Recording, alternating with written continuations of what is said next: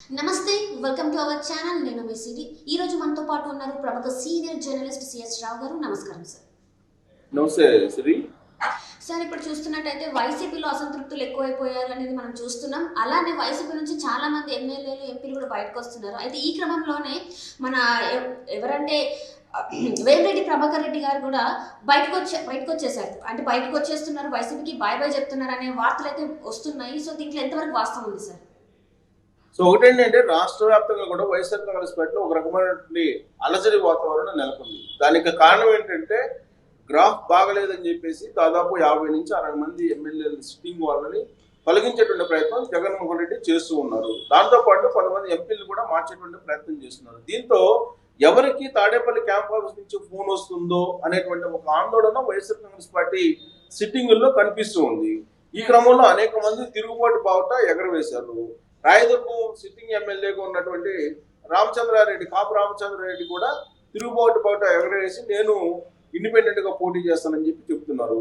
So ఇలాంటి పరిస్థితుల్లో అసలు ఈ తిరుగుబాటు ఎక్కడ ప్రారంభమైందని చెప్పి మనం ఒకసారి కనుక గుర్తు చేసుకుంటే నెల్లూరు జిల్లా నుంచి ఈ తిరుగుబాటు ప్రారంభమైంది. నెల్లూరు జిల్లాలో ఆనం రామనారాయణ రెడ్డి సీనియర్ పొలిటీషియన్, ఆయన సిట్టింగ్ వైఎస్ఆర్ కాంగ్రెస్ పార్టీ సంబంధించినటువంటి ఎమ్మెల్యే. అలాగే కోటమిరెడ్డి శ్రీధర్ రెడ్డి, ఆయన యువ నాయకుడిగా ఎదిగి కాంగ్రెస్ పార్టీలో, ఆ తర్వాత వైఎస్ఆర్ కాంగ్రెస్ పార్టీలో చేరి ఆయన 2 సార్లు వరుసగా ఎమ్మెల్యేగా గెలిచారు. ప్రస్తుతం వాళ్ళిద్దరు కూడా తెలుగుదేశం పార్టీలో చేరారు, ఆనం రామనారాయణ రెడ్డి అలాగే కోటమిరెడ్డి శ్రీధర్ రెడ్డి. అక్కడి నుంచే ప్రారంభమైంది వైఎస్ఆర్ కాంగ్రెస్ పార్టీలో తిరుగుబాటు. అంతకుముందు అసహనం, అసంతృప్తి ఉన్నప్పటికీ కూడా ఎవరికి వాళ్లే బలమైనటువంటి పార్టీ అధికారంలో ఉంది కాబట్టి ఎవరికి వాళ్లే కామ్గా ఉన్నారు. కానీ ఎప్పుడైతే కోటమిరెడ్డి శ్రీధర్ రెడ్డి, ఆనం రామనారాయణ రెడ్డి బయటకు వచ్చి తెలుగుదేశం పార్టీలో చేరిపోయారో ఆ రోజు నుంచి వైఎస్ఆర్ కాంగ్రెస్ పార్టీలో తిరుగుబాటు అనేది కనిపిస్తూ వస్తుంది. ఇప్పుడు అది దాదాపుగా తారాస్థాయికి చేరేటువంటి పరిస్థితి. రేపు 3వ లిస్టు రేపు ఎల్లుండో రాబోతుంది.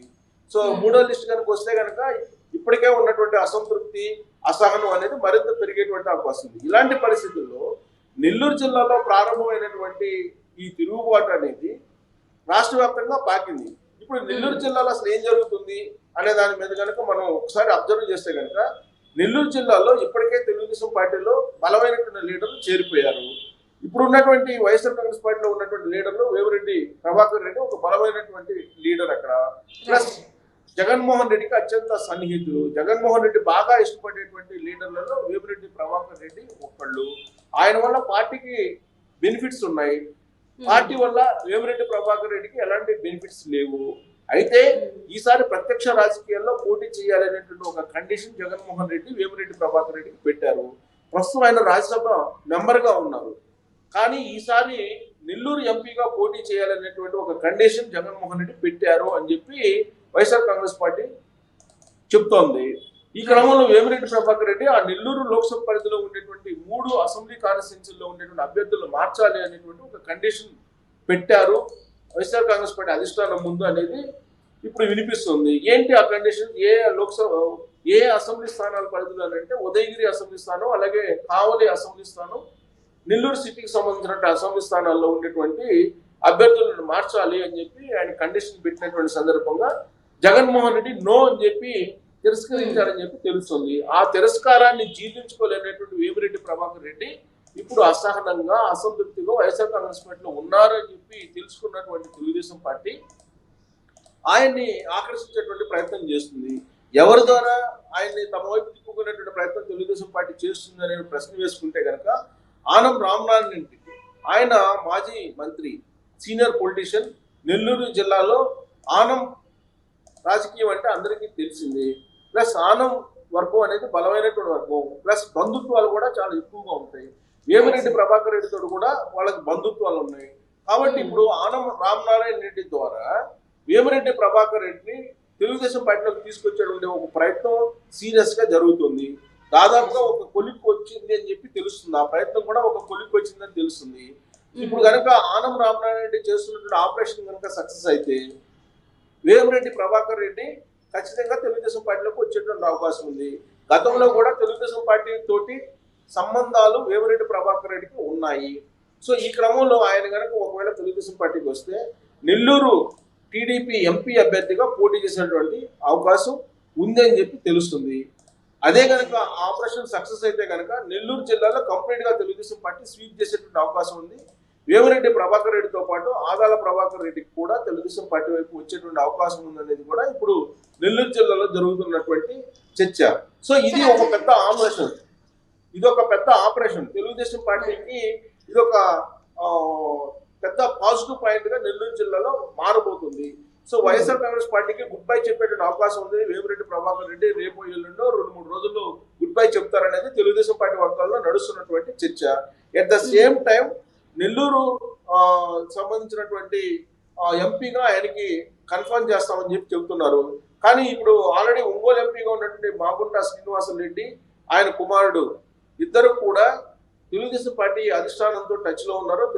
తెలుగుదేశం పార్టీ అధిష్టానంతో కలిశారు శనివారం రోజు రహస్యంగా అని చెప్పి తెలుస్తూ ఉంది. సో రాఘవరెడ్డి, మాగుంట శ్రీనివాసరెడ్డి కుమారుడు రాఘవరెడ్డి, మాగుంట శ్రీనివాసరెడ్డి ఇద్దరు కలిశారు. ఒంగోలు ఎంపీగా మాగుంట శ్రీనివాసరెడ్డికి ఇస్తామని చెప్పి హామీ తెలుగుదేశం పార్టీ ఇచ్చినట్టు కూడా తెలుస్తుంది. ప్రస్తుతం ఆయన వైఎస్ఆర్ కాంగ్రెస్ పార్టీ ఎంపీగా ఉన్నారు ఒంగోలు నుంచి. సో ఆయన కూడా తెలుగుదేశం పార్టీకి వచ్చి తెలుగుదేశం పార్టీ నుంచి పోటీ చేసే అవకాశం ఉందని చెప్పి కూడా ఇప్పుడు టాక్ నడుస్తుంది.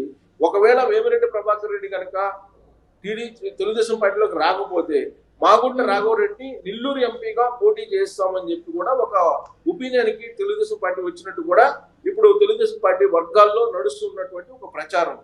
సో ఇదంతా కూడా నెల్లూరు జిల్లాని బేస్ చేసుకుని నడుస్తున్నటువంటి ఒక రాజకీయపరమైనటువంటి గేమ్, ఇది రాజకీయపరమైన ఆపరేషన్ ఇది.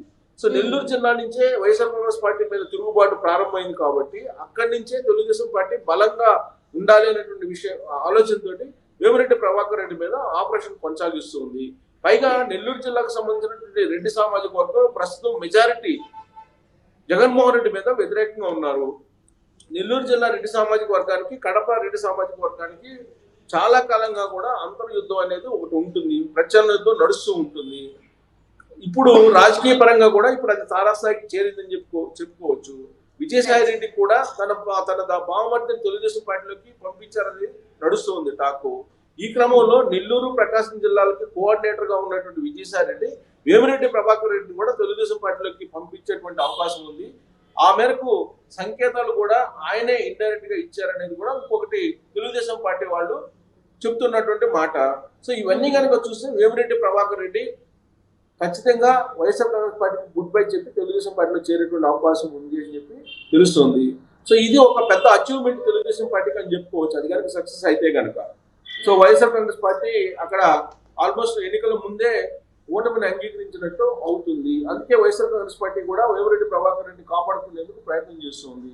బట్ ఆయన పెట్టినటువంటి కండిషన్స్ కొన్ని ఉన్నాయి కాబట్టి వాటిని జగన్మోహన్ రెడ్డి యాక్సెప్ట్ చేస్తారని అంటే జగన్మోహన్ రెడ్డి ఎట్టి పరిస్థితుల్లో వేమిరెడ్డి ప్రభాకర్ రెడ్డి పెట్టిన కండిషన్ యాక్సెప్ట్ చేసే అవకాశం లేదని చెప్పి వైఎస్ఆర్ కాంగ్రెస్ పార్టీ చెబుతుంది. ఇలాంటి పరిస్థితుల్లో ఒక సంఘర్షణ అయితే కొనసాగుతుంది.